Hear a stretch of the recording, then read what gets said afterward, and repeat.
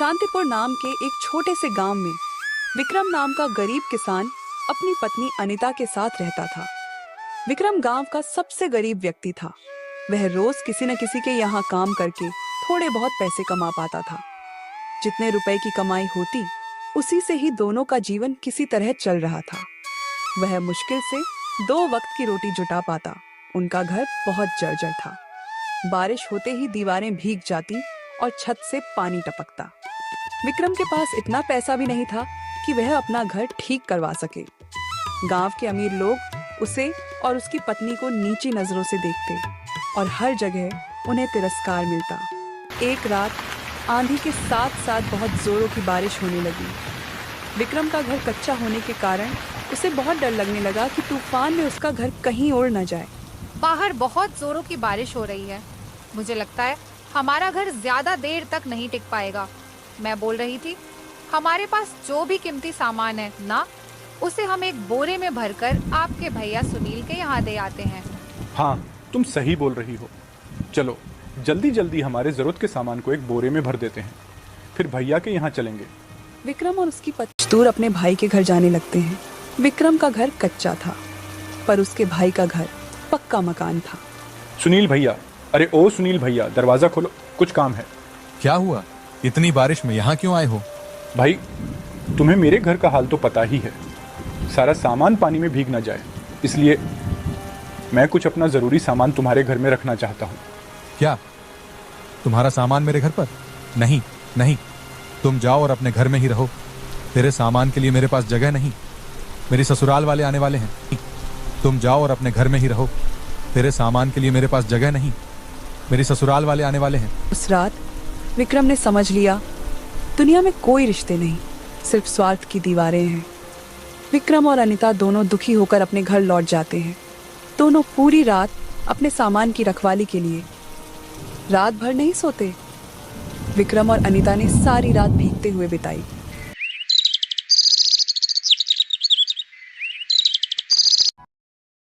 जिस नदी से सभी गांव वाले पानी लेते थे, अगर उस नदी से पानी लेने विक्रम या विक्रम की पत्नी अनीता जाते तो सभी गांव वाले उन्हें भगा देते थे। अरे देखो, भिखारी विक्रम की पत्नी पानी भरने आ गई। रुक, नहीं तो हमारे बर्तन अपवित्र हो जाएंगे। हमें पहले अपना मटका भरने दे, फिर हमारे यहाँ से जाने के बाद तुम अपना मटका भरना, समझी ना? अनीता चुपचाप सारी बातें सुनती है और किसी को कुछ नहीं कहती। सारी औरतों के चले जाने के बाद उदास मन से मटके में पानी भरती है और घर जाकर अपने पति से कहती है, हमारी क्या गलती है जो गांव वाले हमारे साथ ऐसा बर्ताव करते हैं? क्या गरीब होना गुनाह है? हमने तो कभी किसी का बुरा नहीं किया। एक दिन मैं सबको दिखा दूंगा कि इंसान की कीमत उसकी जेब से नहीं, उसके चरित्र से तय होती है। मैं मजदूरी करके भी इतने पैसे नहीं कमा पाता जितने बाकी कमा लेते हैं, लेकिन तुम देखना, एक ना एक दिन हमारा भी लोग सम्मान जरूर करेंगे। विक्रम मेहनती होने के साथ साथ दिल का भी बहुत अच्छा इंसान था। वह कभी किसी के साथ बेईमानी नहीं करता था, यही उसकी सबसे बड़ी खूबी थी।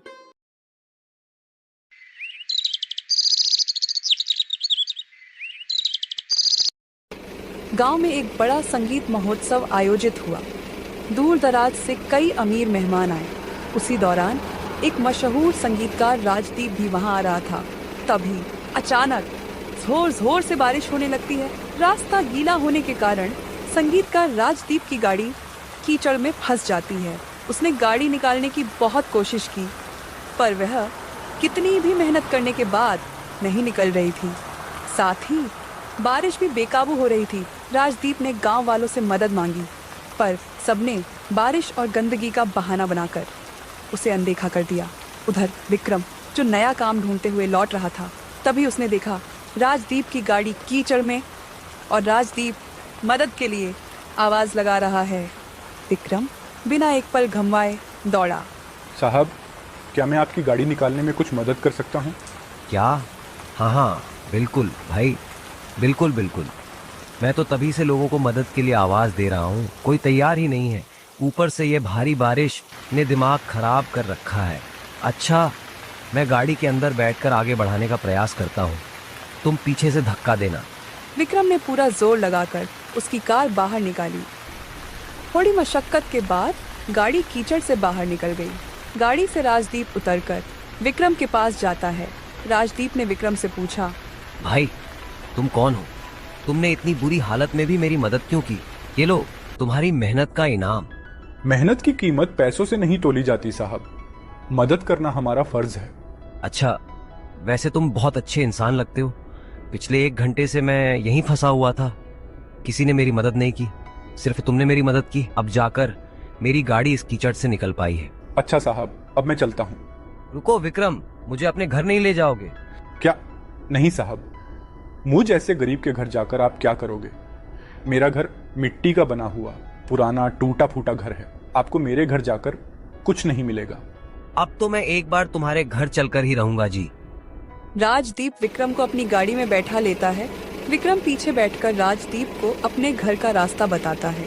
कुछ देर बाद दोनों घर पहुंच जाते हैं। अरे ओ अनीता, हमारे घर साहब आए हैं, जाओ कुछ खाने को लेकर आओ। तुम क्या काम करते हो? साहब क्या बताऊं, मैं तो कब से काम की तलाश में हूँ, कोई काम ही नहीं देता, बस इधर उधर घूमकर मजदूरी का काम कर लेता हूँ। बारिश की वजह से वह भी बंद है। विक्रम, तुम्हें कोई काम नहीं मिल रहा है ना? अगर तुम चाहो तो मैं तुम्हें काम दे सकता हूँ। शहर में मेरे पास बहुत से काम होते हैं। मैं सोच रहा था कि कोई ऐसे व्यक्ति को अपने साथ काम में रख लूं जो मेहनती और ईमानदार दोनों हो। तुम्हें देखकर मुझे ऐसा ही लगता है कि तुम में यह दोनों गुण हैं। साहब कैसा काम करना होगा, कहाँ काम करना होगा, आप यह सब मुझे बता दीजिए, मैं आपके साथ काम करने के लिए तैयार हूँ। तुम सिर्फ मेरे साथ काम नहीं करोगे, बल्कि मैं तुम्हें अपना असिस्टेंट बनाऊंगा। मैं चाहता हूँ तुम मेरी टीम का हिस्सा बनो, जहाँ मेहनत और ईमानदारी की सबसे ज्यादा कीमत है। कोई जरूरत नहीं है इस घर में रहने की, और मैं तुम्हें कुछ दिनों बाद लेने आऊंगा। तुम मेरे साथ शहर में काम करोगे और वहीं रहोगे। मैं तुम्हें नया घर दिलवा दूंगा। तुम्हारे जैसा इंसान इस गांव के लायक नहीं। आज से तुम मेरे साथ दिल्ली चलोगे। यह सुनकर विक्रम और उसकी पत्नी बहुत खुश हुए। कुछ दिन बाद राजदीप अपनी गाड़ी से विक्रम के घर आए। विक्रम और उसकी पत्नी पूरा सामान लेकर राजदीप की गाड़ी में बैठ गए। सभी गांव वालों का ध्यान उन्हीं पर था, यहाँ तक कि विक्रम का भाई भी उन्हें देख रहा था। गाड़ी चल पड़ी।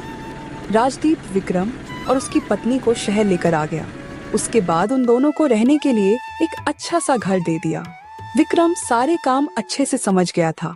अब वह राजदीप के साथ काम करने लगा। विक्रम का घर बहुत सुंदर था। अब विक्रम बहुत अच्छे खासे पैसे कमा लेता था। कुछ महीनों में विक्रम की जिंदगी बदल गई। अब वही गांव वाले जो उसे तिरस्कार करते थे, विक्रम को सम्मान से बुलाने लगे। यहाँ तक कि उसका भाई सुनील भी अब अफसोस करता था और विक्रम से मेलजोल बढ़ाने की कोशिश कर रहा था। जिस भाई ने विक्रम का सामान को रखने से मना कर दिया था, अब वह विक्रम को भाई भाई कहता नहीं थकता था। विक्रम ने अपनी ईमानदारी, मददगार स्वभाव और कठिन मेहनत से एक नई पहचान बनाई। किस्मत उन्हीं का साथ देती है जो अपनी इज्जत खुद बनाते हैं। विक्रम ने साबित कर दिया, गरीबी गुनाह नहीं, गर्व से जीने की प्रेरणा है।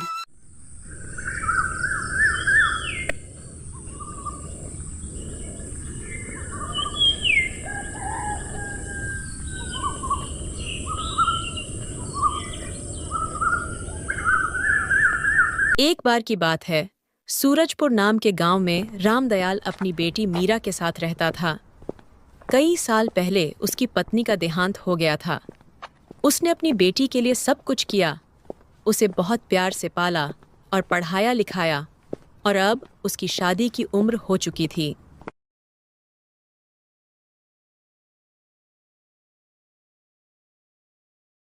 सीता बेटा, मेरा गला सूख रहा है, जरा मुझे एक गिलास पानी तो दे। जी पिताजी, अभी लेकर आती हूँ। पिताजी, आपकी तबीयत बहुत खराब रहती है। मैंने आपको कितनी बार कहा है कि आप दवाइयाँ क्यों नहीं लेते? बेटा, मेरी तबीयत दवाइयों से नहीं बल्कि तेरी शादी करके ठीक होगी। पिताजी, मुझे शादी नहीं करनी। मैं चली जाऊंगी तो आपका ख्याल कौन रखेगा? अरे बेटा, भला ऐसा देखा है कहीं? बेटियों को तो अपने घर जाना ही होता है, बस यही दुनिया की रीत है। चल, खाना परोस, बहुत भूख लगी है।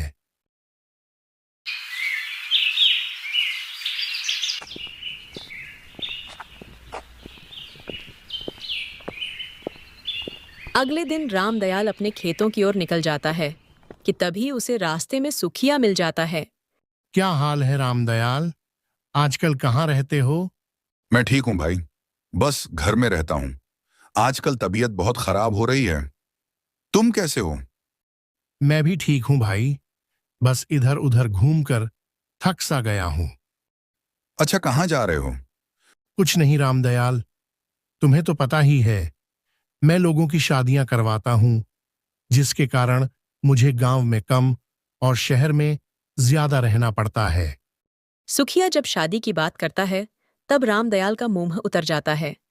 अरे भाई रामदयाल, तेरा मुंह इतना उतरा हुआ क्यों है? सुखिया, मेरी बेटी की शादी की उम्र हो गई है, लेकिन अभी तक उसके लिए कोई अच्छा लड़का नहीं मिला। तुम चिंता मत करो रामदयाल, मैं तुम्हारी बेटी के लिए किसी अच्छे घर का रिश्ता जरूर लेकर आऊंगा। ठीक है भाई, कोई लड़का नजर में हो तो जरूर बताना। इतना कहकर रामदयाल और सुखिया अपने काम की ओर निकल जाते हैं।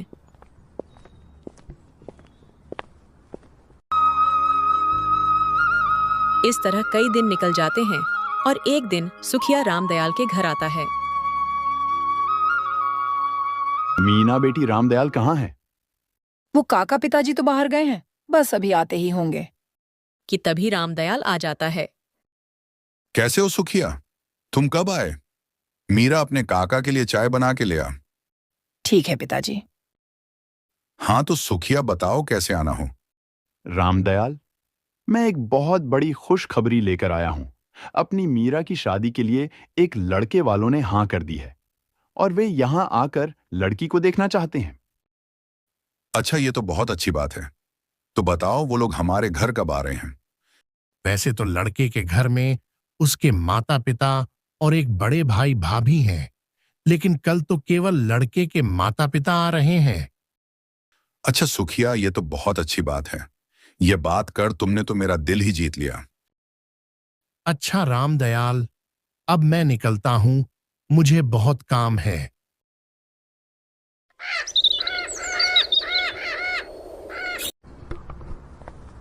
अगली सुबह सुखिया लड़के वालों को लेकर रामदयाल के घर आता है। देखो रामदयाल, यह लड़के के पिता धनी राम और यह लड़के की माता कमला जी हैं, और ये इनका बेटा है, जो कि अपना खुद का व्यापार संभालता है और चरित्र का बहुत साफ है। इनके घर में किसी चीज की कमी नहीं है। इनके पास बहुत सी जमीन है और शहर में भी कई दुकानें ले रखी हैं। अरे आप लोग खड़े क्यों हैं? आप लोग पहले आराम से बैठिए। ये तो बहुत अच्छी बात है। अगर मेरी बेटी की शादी आपके लड़के के साथ हो गई तो वह बहुत खुश रहेगी। अच्छा रामदयाल, अब जरा मीरा बिटिया को लेकर तो आओ। हाँ, मैं अभी लेकर आता हूं। अरे बेटी, तुम तैयार नहीं हुई? सभी तुम्हारी राह देख रहे हैं। पिताजी, मुझे डर लग रहा है, कहीं इन्होंने दहेज की शर्त रख ली तो। बेटा, तू चिंता क्यों करती है? ये लोग अच्छे दिखते हैं। अब तू इतना मत सोच और मेरे साथ बाहर चल। आप चलिए, मैं आती हूँ। थोड़ी देर में मीरा तैयार होकर बाहर आती है। यह मेरी बेटी मीरा है। यह बहुत भोली है, पढ़ाई लिखाई में सबसे आगे रही है। यह खाना भी बहुत अच्छा बनाती है और मुझे विश्वास है कि यह आपके घर जाकर भी आपकी उम्मीदों पर खरी उतरेगी। धनीराम और कमला मीरा को देखकर हैरान हो जाते हैं और सुखिया से गुस्से में बोलते हैं। सुखिया जी, आपने हमें जो फोटो दिखाई थी उसमें तो इस लड़की का रंग बहुत साफ था, पर असल में बात कुछ और ही है। क्या हुआ कमला जी, कोई दिक्कत है क्या? हाँ रामदयाल जी, दिक्कत तो है। आपने हमसे इतना बड़ा झूठ बोला। कमला जी, आप गुस्सा क्यों कर रही हो? बस एक रंग की तो बात है। देखिए सुखिया जी, मोहल्ले में हमारी भी कुछ इज्जत है। अगर ये लड़की हमारे घर की बहू बनेगी तो लोग हम पर हंसेंगे। अरे कमला, तुम चुप करो। क्या कोई ऐसा बोलता है? ए जी, आपका दिमाग तो नहीं खराब हो गया है? ये लड़की हमारे घर की बहू नहीं बनेगी। धनीराम कमला को लेकर घर के बाहर चला जाता है। कमला, तुम्हारा दिमाग तो नहीं खराब हो गया है? हमारे पास इतना अच्छा मौका है और तुम इसे ऐसे ही जाने दे रही हो। ए जी, ये आप क्या कह रहे हो? मेरे तो कुछ समझ नहीं आ रहा है। अरे देखो, ये लड़की काली है और शायद कोई इससे शादी नहीं करना चाहता, और इसका पिता मजबूर है जो कैसे भी करके इसकी शादी करवाना चाहता है। समझी? हमें इसी चीज का फायदा उठाना है। अच्छा ठाकुर साहब, ये आप क्या बोल रहे हो? इससे हमारा फायदा कैसे है? देखो कमला, मैं तुम्हें समझता हूं। अगर हम इस लड़की की शादी अपने बेटे विक्रम से करवाएं तो हम इससे अच्छा खासा दहेज ले सकते हैं। कुछ समय बाद इसे छोड़कर हम विक्रम की शादी किसी अच्छी लड़की से करवा देंगे, और साथ ही साथ हमें एक मुफ्त की नौकरानी भी मिल जाएगी। अरे वाह जी, आपका दिमाग तो कंप्यूटर से भी तेज चलता है। कुछ देर बाद धनीराम और कमला घर में वापस आकर बैठ जाते हैं। रामदयाल जी, कमला ने आपको जो कुछ भी कहा, मैं इसके लिए बहुत शर्मिंदा हूं। सुखिया जी, हमें यह शादी मंजूर है। सुखिया और रामदयाल बहुत खुश हो जाते हैं। मुझे तो कुछ समझ नहीं आ रहा है कमला जी, मैं आपको धन्यवाद कैसे दूं? धन्यवाद की कोई जरूरत नहीं है रामदयाल जी, बस हमारी कुछ शर्तें हैं। कैसी शर्त? देखिए रामदयाल जी, हमें एक गाड़ी और 3 लाख नगद चाहिए, और शादी बहुत अच्छी होनी चाहिए। देखिए, मैं बहुत गरीब आदमी हूं, मैं आपको इतना सब कैसे दूंगा? रामदयाल जी, मुझे ये सब नहीं पता। ये कोई दहेज नहीं है, ये तो सिर्फ आपकी बेटी और दामाद के भविष्य के लिए है। माफ कीजिए धनीराम जी, लेकिन मेरी इतनी हैसियत नहीं कि मैं आपको इतना सब दे सकूं। मेरी बेटी बहुत अच्छी है, वो आप सबको बहुत खुश रखेगी, ये मेरा वादा है। ये सब हम नहीं जानते। अगर आपको मंजूर हो तो हमें बता देना। अब हम निकलते हैं। सुखिया, मैं इनको ये सब कैसे दूंगा? मेरे पास तो पैसे भी नहीं हैं। रामदयाल, मैं जानता हूं, पर बेटी की शादी करनी है तो यह सब करना ही पड़ेगा, वरना इतने अच्छे घर का रिश्ता भी हाथ से निकल जाएगा।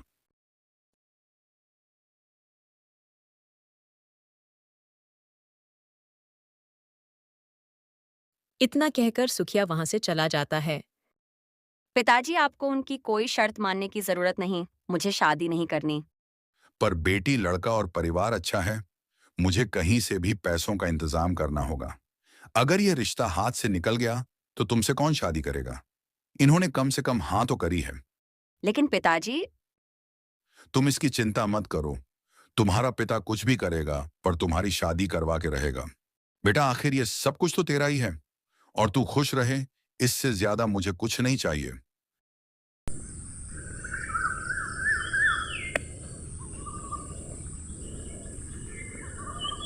अगले दिन सुबह रामदयाल अपने गांव के साहूकार से मिलने जाता है और वह अपना घर गिरवी रख देता है और वहां से कर्ज लेकर सुखिया के घर जाता है। वह सुखिया को सहमति के लिए हाँ कर देता है।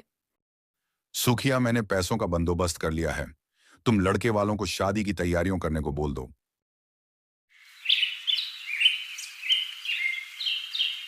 कुछ दिन बाद वह अपनी बेटी की शादी विक्रम से करवा देता है। शादी में वह बहुत अच्छा दहेज देता है और अपनी बेटी को कोई भी चीज की कमी नहीं आने देता। सुखिया, लड़के वालों ने जो कुछ भी मांगा मैंने सब कुछ दे दिया, अब बस मेरी बेटी वहां बहुत खुश रहे। अरे रामदयाल, तुम बेटी की चिंता बिल्कुल छोड़ दो, वो एक बहुत ही अच्छे परिवार में गई है, मीरा बेटी वहां बहुत खुश रहेगी।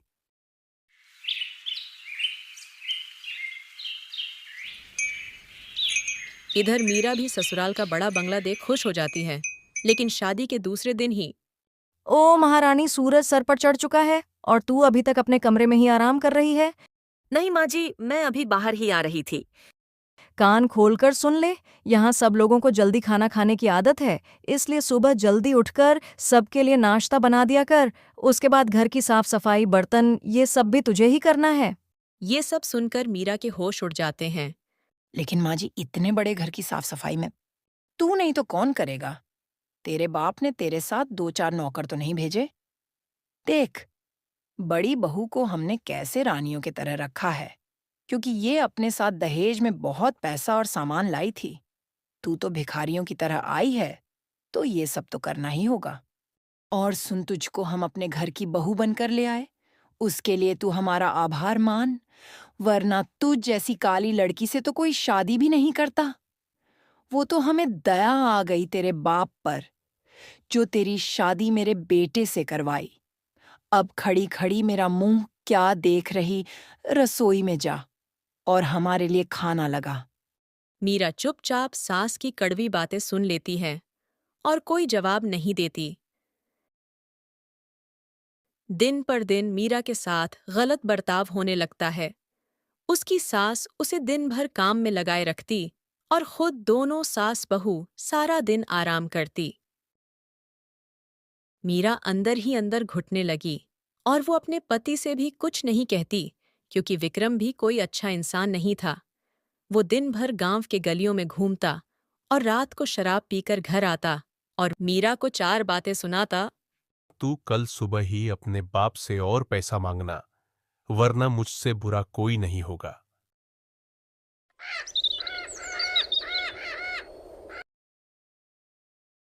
अगले दिन सुबह पड़ोस के घर की सुहानी मीरा से मिलने आती है। भाभी, मैं बहुत दिनों से देख रही हूँ कि ये जालिम लोग आप पर कितना अत्याचार कर रहे हैं और आप चुपचाप सब सह रही हो, क्यों? सुहानी, ये लोग मुझे बहुत भला बुरा बोलते हैं और सारा दिन घर का काम करवाते हैं। भाभी, मैं सब कुछ जानती हूँ, तभी तो आपसे मिलने आई हूँ।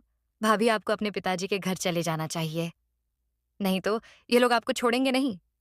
सुहानी, मेरे पिता ने मेरी खुशी के लिए अपना सब कुछ गिरवी रखकर मेरी शादी की, और जब उन्हें ये सब पता चलेगा कि मैं यहाँ खुश नहीं हूँ, तो वो जीते जी मर जाएंगे। इसीलिए मैं उन्हें कुछ नहीं बता सकती। तो भाभी, आप कब तक इनकी जुल्म सहोगे? कुछ करना तो होगा आपको। हाँ सुहानी, तुम ठीक बोल रही हो।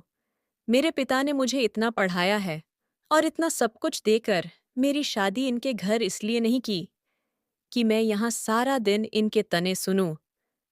मुझे कुछ करना होगा। भाभी, आप चाहो तो इन लोगों की शिकायत थाने में करवा सकते हो। बस आप एक बार दहेज उत्पीड़न की शिकायत करवा दो, फिर देखना इनके अक्ल ठिकाने आ जाएंगे। ठीक है, मैं चलती हूँ, वरना वो लोग मुझे आपके साथ देख और गुस्सा होंगे। भाभी, आपको मेरी कोई भी मदद चाहिए होगी तो जरूर बताना।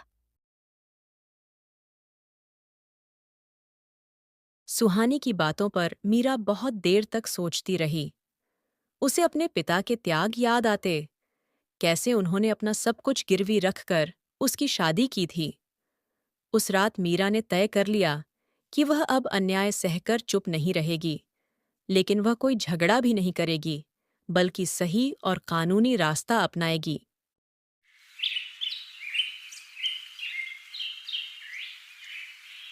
अगली सुबह वह चुपचाप अपने कमरे में बैठकर अपने फोन से सबूत जुटाने लगी। सास की अपमान भरी बातें, दहेज की मांग, विक्रम का शराब पीकर गाली देना, घर में किया जाने वाला अत्याचार, इन सब की रिकॉर्डिंग और फोटो उसने अपने पास सुरक्षित रख ली। फिर एक दिन जब सास ने उसे फिर दहेज के लिए ताने मारे, मीरा ने शांत स्वर में कहा, माँ जी, आज मैं पुलिस महिला हेल्पलाइन और महिला आयोग में शिकायत दर्ज करने जा रही हूँ। दहेज लेना अपराध है और मैं किसी अपराधी परिवार का साथ नहीं दूंगी। यह सुनकर पूरा घर हक्का बक्का रह गया। कमला और धनीराम के चेहरे का रंग उड़ गया। धनीराम चिल्लाया, ए लड़की, तू हमें धमकी दे रही है? नहीं, मैं बस अपने हक की बात कर रही हूँ। जो गलत किया है उसका जवाब तो देना पड़ेगा ना। पिताजी, मैं अभी इसको सबक सिखाता हूँ। बहुत ज्यादा जुबान चलने लगे हैं इसके। ये गलती तो करना भी मत। मेरे पास तुम सबके खिलाफ सबूत है। जो इतने दिनों से आप लोगों ने मेरे साथ गलत किया, वो सब मैंने अपने फोन में रिकॉर्ड कर लिया है और सुखिया चाचा को भेज भी दिया है। और एक बार दहेज लेने के अपराध में पकड़े जाने पर आप लोगों के साथ क्या क्या हो सकता है, ये तो आप लोग जानते ही होंगे। मीरा की ये बात सुनते ही सबके होश उड़ गए। कमला और धनीराम एक दूसरे को देखते रह जाते हैं और विक्रम भी डर गया, क्योंकि उसे पता था कि दहेज का केस बहुत बड़ा अपराध है। वो लोग मीरा से कुछ बोलते उससे पहले ही सुखिया और रामदयाल वहां आ जाते हैं। मीरा बेटी, तुम कैसी हो? बेटा, तुम इतने दिनों से इन लोगों के जुल्म सह रही हो और अपने पिता को कुछ नहीं बताया, लेकिन अब तुझे घबराने की कोई जरूरत नहीं। हमने इनके खिलाफ थाने में रिपोर्ट दर्ज करवा दी है। हाँ बेटी, बस पुलिस किसी भी समय यहाँ पहुँचती ही होगी। ये सब सुन धनीराम और कमला अपने घुटनों पर बैठ माफी मांगने लगते हैं। अब उन लोगों को समझ आ चुका था कि उनकी चालें उलटी पड़ चुकी हैं। रामदयाल जी कृपया कर आप पुलिस को न बुलाएं। हम लोग बैठ के बात करते हैं, सब ठीक हो जाएगा। मीरा बेटी को कोई गलतफहमी हुई है। हाँ समधी जी, मीरा को तो हम अपनी बेटी की तरह रखते हैं। कमला जी, अब आप लोग ये सब न बोले तो अच्छा होगा। मैंने सारी रिकॉर्डिंग देख ली है कि कैसे आप लोग मेरी बेटी को अपने घर की नौकरानी बनाकर रखते हैं। आप लोग समझ भी नहीं सकते कि एक बाप अपनी बेटी की खुशियों के लिए अपना सब कुछ बेच देता है, और आप जैसे लालची लोग उनकी बेटियों के साथ ये सब करते हैं। आप लोगों को इतनी हिम्मत कैसे मिलती है? शायद इसीलिए भगवान ने आपको बेटी नहीं दी। रामदयाल जी, हमें माफ कर दीजिए। हम अपनी लालच में इतने अंधे हो गए थे कि सच में यह नहीं समझ पाए कि कोई पिता अपनी बेटी को कितने अरमानों से ससुराल भेजता है। आप हमें एक मौका और दीजिए, हम आपकी बेटी को अपनी बेटी बनाकर रखेंगे। धनीराम जी, अब बहुत देर हो चुकी है। मेरी बेटी के सभी आंसू की कीमत तो आप लोगों को चुकानी ही होगी। चलो बेटा, अपने घर चले। बहू, हमें माफ कर दो, हमसे गलती हो गई। मीरा ने शांत होकर जवाब दिया। गलती तब होती है जब इंसान अनजान हो। आपने तो सब जानकर किया। विक्रम भी मीरा से माफी मांगने लगता है। मीरा, मुझे माफ कर दो। मैंने तुम्हारे साथ बहुत गलत किया है, लेकिन मुझे बदलने का एक मौका दो। अगर तुम सच में एक अच्छा जीवन चाहते हो तो शराब छोड़ो, मेहनत करो और मुझे इज्जत दो, वरना मैं अपने भविष्य को बर्बाद नहीं करूंगी। और जिस दिन तुम बदल जाओगे उस दिन मुझे लेने मेरे पिता के घर आ जाना। विक्रम पहली बार मीरा की आंखों में सच्ची शक्ति देख पाया। वह चुप हो गया और सिर झुका लिया। और हाँ, इस बार मैं आप लोगों को माफ कर रही हूँ, लेकिन आप लोग कभी किसी लड़की को कमजोर मत समझना।